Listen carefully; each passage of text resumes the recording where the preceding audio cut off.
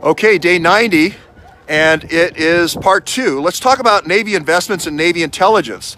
If you are heavily invested in Navy intelligence, you have an idea of what's coming down the pike in terms of technology. You know what's coming down the pike in terms of satellite technology. You know what's coming down the pike in terms of nuclear technology, those two especially. So the people like Steve Bannon and Scaramucci who invest for is that for Rayo? No, or maybe it's Omar. The people who invest, they want to use their inside track to get the best investments. So it turns out that these nuclear investments and also space investments, space for satellite launches, are two key areas where the Bannons and the Scaramuccis of the world invest.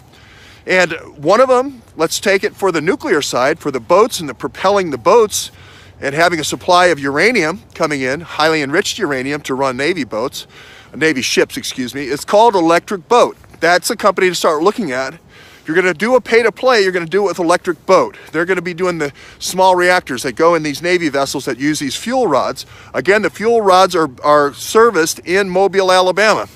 So that's one side to look at. The other side is to get experts and have a vehicle to invest in the satellite business. And we've seen this over and over again with the Mark Lamberts of the world being satellite logistics, geospatial experts, the Osbaldos of the world.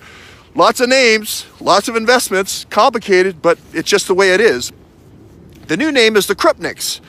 The Krupniks, as you know, are doing the land logistics. The U.S.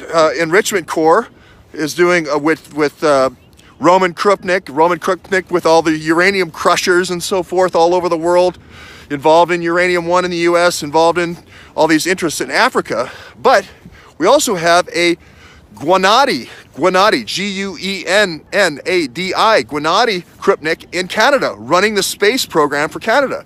Now, some people might say, hey, I'd rather give my trade secrets to Canada, a place I could get up there fairly quickly and leverage my investments, not so much in the payload and the takeoff system, but all the stuff that goes on the payload. So I want to make satellite payloads for communications, for instance, for Iridium, or I might want to do the space arm. People remember the Canada arm off the shuttle and so forth, or make investments in other things like the more developing commercial space program, like firing off rockets from the South Pole and doing weather satellites for the South Pole.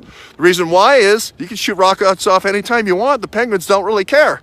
But it's difficult because the satellites go around the middle of the Earth, and so they have to solve that problem.